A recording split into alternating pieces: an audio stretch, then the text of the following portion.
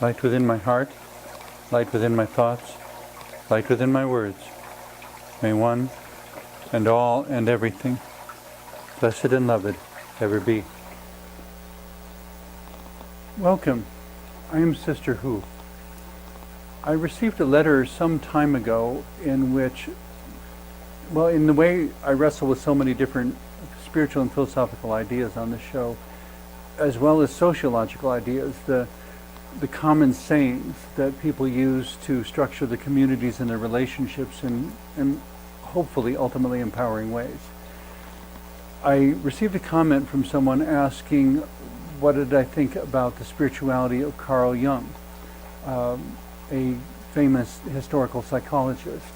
For whatever, I don't know if it's significant that he was from Switzerland, but in any case he was, but that would be a whole cultural evaluation, I guess. But in any case, he was, some professional psychologists, highly esteemed ones, have discounted him because of his integration of spirituality. Others have found a greater possibility of wholeness in that and a lot of empowerment.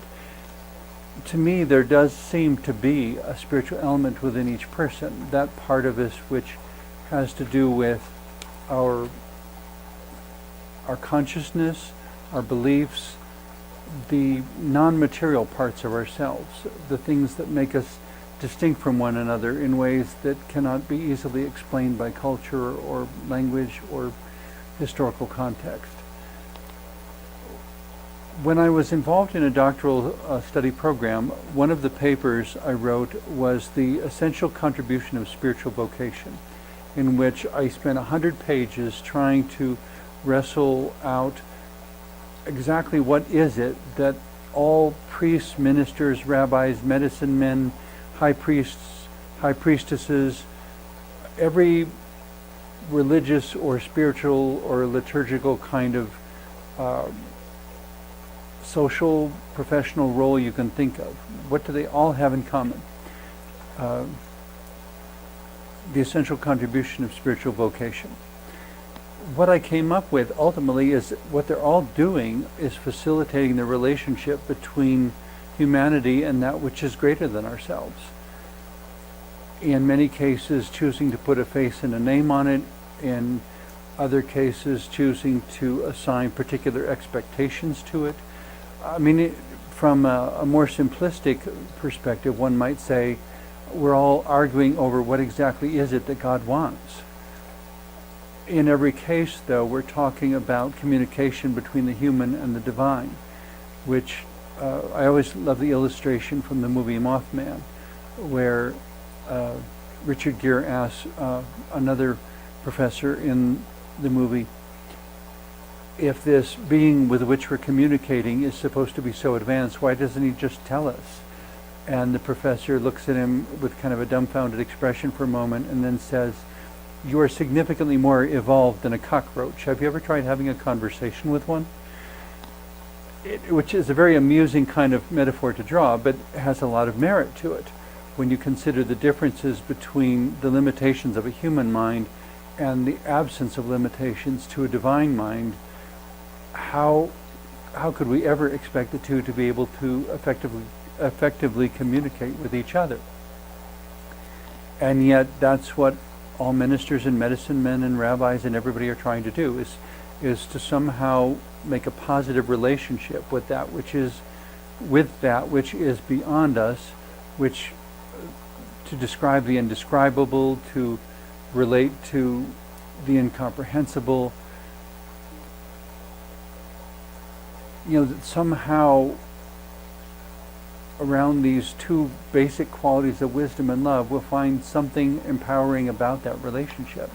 Because without it, we're left with this emptiness, because there is, over and over again, a non-material part of ourselves with which we must contend. Synchronicity, serendipity, coincidence. Some people insist there are no coincidences. Well, if there are no coincidences, are they determined by science? Are they determined by numbers? Are they determined by divine intervention? It depends on who you ask, and I'm certainly in no position to say who is right or wrong on any of these.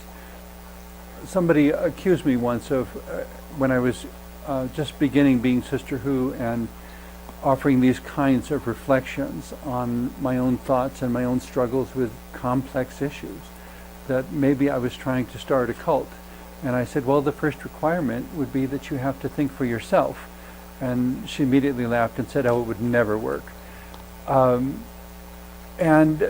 that's really what it comes down to. For me as a mystic, it's more important to wrestle with the questions than to have an answer that you want everyone else to believe.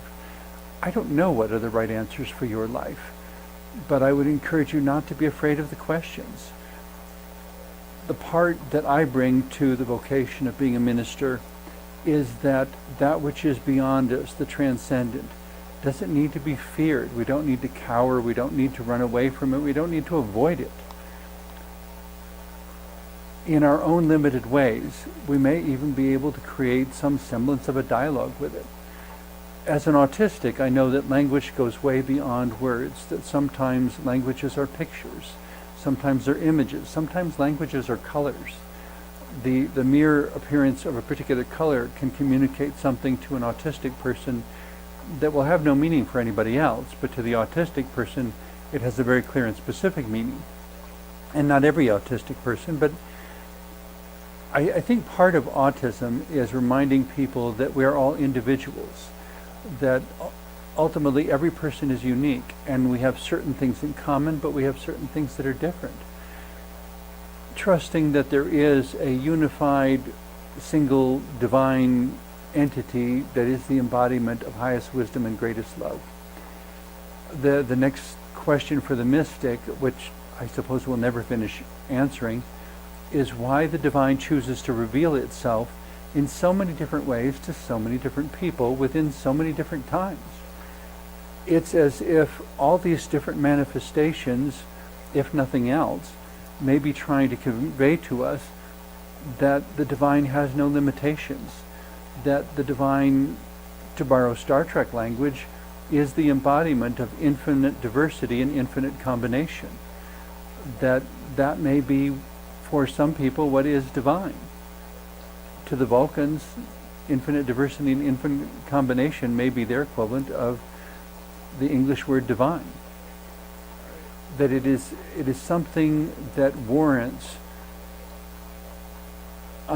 endless searching, endless questioning, not in a frustrated, pointless sort of way, but in a way that is driven by a passionate curiosity to learn, a passionate curiosity to grow and to discover and to find out what's beyond that. And now we've discovered this, and well, that's wonderful, but what's beyond that? And what's beyond that? And to keep going. The one conclusion about life that I keep coming back to as a minister and as a person of faith, I guess, is that life is primarily about the growth of the soul.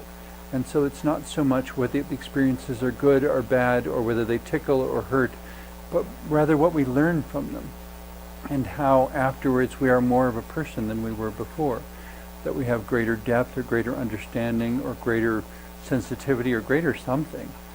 If we got absolutely nothing from an experience, it would make me wonder to what degree we fully engaged with the experience, or to what extent we were always holding back, never quite going all the way with it, never quite seeing what its maximum potential is. Well, Carl Jung, a large part of his understanding of spirituality, from what very little I understand of Carl Jung, I'm certainly no expert on him, it seemed like he studied other religions, world religions, all across a very broad spectrum. And it seemed like what he primarily brought away from that was the process of individuation, that there is some immaterial thing within each of us that warrants exploration and discovery, that warrants being pursued, that warrants being investigated, and that these magical things come up for which we do not yet have any really legitimate explanation. I mean, all the explanations we have sound a little bit lame for why do these incredibly empowering synchronicities happen at just the right moment. when, according to probability and statistics, they should have been impossible. But they happened. And here we are. Or somebody thinks something, somebody else thinks something, they've not talked about it at all, and metaphorically they're on the same page, as if they were telepathically connected. But of course, the minute they try to actually beam thoughts to one another in a telepathic fashion, they can't do it. So why does it happen sometimes and not others? That's where the mystic goes round and round with the questions, drawing ever more life out of wrestling with the question, rather than chaining oneself to a particular answer that doesn't want to go any further. Answers are like a period on a sentence. It tells you to stop. A question is something that spawns even more questions and even more questions. And I guess to be an effective as a mystic, I would suggest that one needs to be excited about having more possibilities rather than discouraged by having more possibilities than I can investigate right now. In a sense, I guess you could say I'll never run out. People ask me, you keep doing more shows, when are you going to run out of material? As long as life is ongoing, I don't see that I ever would, because there's always something new in life to discover, and it's an ongoing dialogue. There's nothing that I say in any of these shows that should be taken as a final answer. It's just another place from which to launch yet another avenue of discussion. And if you disagree with someone, to talk with them long enough to figure out why they believe what they do and why you believe what you do, and how, without either of you changing your opinion at all and remaining in complete disagreement, you can come to a deeper understanding of each other and consequently a deeper understanding of yourself. I did a quick search on the internet before we did the show, just to get a few of Carl Jung's quotes related to spirituality. Among the ones I found, until you make the unconscious conscious, it will direct your life and you will call it fate. I run into lots of people who debate over how much is fate, how much is choice, how much, to borrow Calvin's term, how much is predestined. Was it always meant to be this way? And sometimes something so magical happens, you just have a hard time believing that it wasn't always meant to be that way, that it wasn't somehow meant to happen. I actually had a friend who was a paraplegic rancher who, he said 15 or 20 years after the accident, that as he reflected on his life, he thought, I think I was meant to become paraplegic. That the way I was living life and the choices I was making, one way or another, I would have wound up in a chair. And he didn't say it with any dejected, discouraged sort of tone, but rather recognizing that there was something bigger to his life than his immediate perspective was able to tell him. That for as much as each of us is an individual, there is something about our interconnectedness with all the rest of life and with that which is total mystery to us yet, that can't be just an accident. There's just too many instances that defy all probability and statistics. And as we learn, as we bring things from the unconscious into the conscious, I sometimes describe it as having, as dancing with destiny, but in the style of old ballroom dancing, you can never quite figure out who's leading. Sometimes fate is leading, sometimes fate expects me to lead. And yet we're trying to do this mutually respectful dance where I'm never completely unlimited, but nor am I completely limited and constrained to what's handed to me. I'm not victimized by my life, but I'm also not completely in control of it. And I have a way that I address the divine, but I've never received any sort of comprehensive answer from the divine over why God, as I understand God to be, chooses to reveal God's self in so many different ways to so many different people. well, it worked with me, why wouldn't it work with them? Well, because they're a different person with a different experience, a different language, a different culture, a different consciousness. How magical then to even speculate that there is a divine being that is the embodiment of highest wisdom and greatest love, that is able to be anything anyone on earth throughout time ever needs. That with the literally billions and billions of combinations of consciousness and form and gender and orientation and everything else,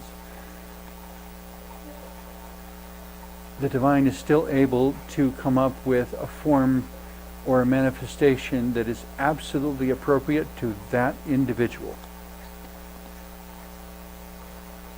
Why would any human being feel a ridiculous, arrogant need to step in the middle of that conversation and try to instruct God in the ways that God is allowed to manifest?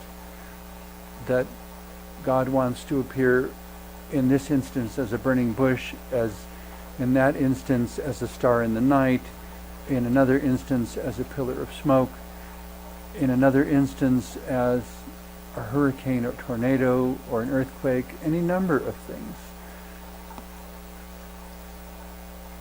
And yet some human beings would be so arrogant as to tell God, you're not allowed to do that because it conflicts with my personal theology.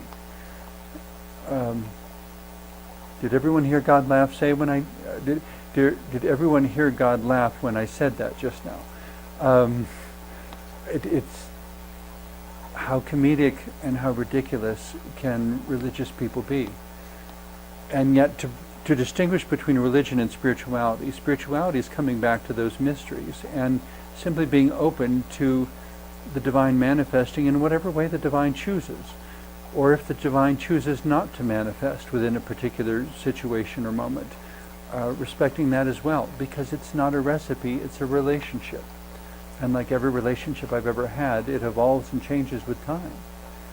And sometimes one philosophy or theology seems to give me lots of insight about it, and other times my theologies and my philosophies are so inadequate to the challenge in front of me that all I can do is sit there with the question, looking in the mirror and admitting in all honesty and with complete integrity, I don't know. But not knowing is a pretty lame reason for not continuing.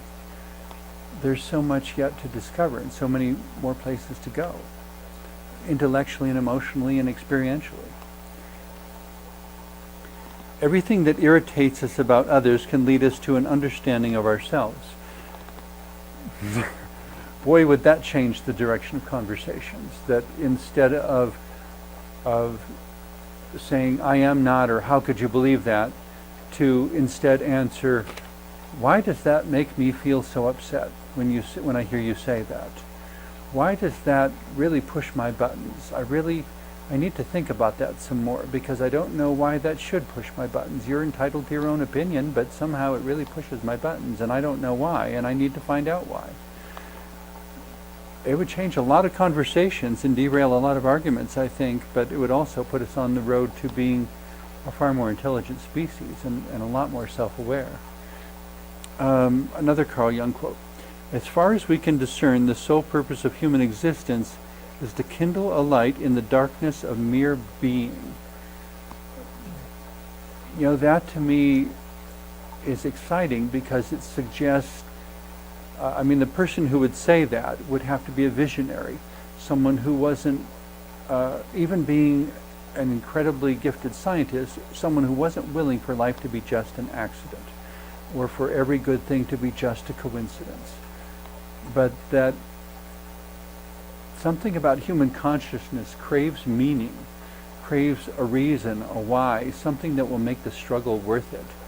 That as an autistic person, I need meaning and purpose in my life, perhaps more than most, because if I don't have meaning and purpose, the struggle to get through the thousands upon thousands of images that go through my mind every day, I can't imagine having sufficient dedication to go through that struggle without, it's just too exhausting. But if I can find a meaning and a purpose and a reason for it, I can keep going. And I can, well, in most cases, I have been too stubborn to quit. Which I suppose accounts for why, after more than 25 years, I'm still spending 3 hours in makeup every time Sister Who appears anywhere. 3 hours doing the face paint, 3 hours putting on the ritual garb and wrapping my head up in the costume and donning the symbols one more time. That by being someone from a group that frequently thinks in pictures, I have taken those pictures and I have incorporated numerous aspects of numerous pictures into my appearance in order to do the ministry of Sister Who. Because it really is about pictures and how we interpret them. And in a similar sort of way, when I meet people and they react to me in so many different ways, because each one of them has a unique perspective, and when they look at this picture of me, and a picture is worth 1,000 words at least, in my case maybe more, because there's pictures within pictures, by the different images on my face and so forth. A lot of times people will come up to me and say, what does it mean? What does it all mean? And I say, we don't have time to go into all of it. So I tell them, pick the one that stands out to you most. What do you notice first when you look at me? And some will pick the vine on my cheek, some will pick the tears, some will pick the purple color of the makeup, some will pick some design element of the costume, of the ritual garb. And so I'll start sharing with them some of the symbolisms of that particular element, but encourage them not to think of those as the only ones there are, because there's always more to learn. The more times I look at Sister Who's face, the more I learn about who and what I am and the ways I'm expressing myself to the world. And the ways that Sister Who is not just some creative impulse, but is actually a manifestation of my subconscious understandings of who and what I am as a person in the world, as an autistic, as a gay man, as a minister within the current time and age and place. And alongside of that, my full name is Sister Who Does She Think She Is?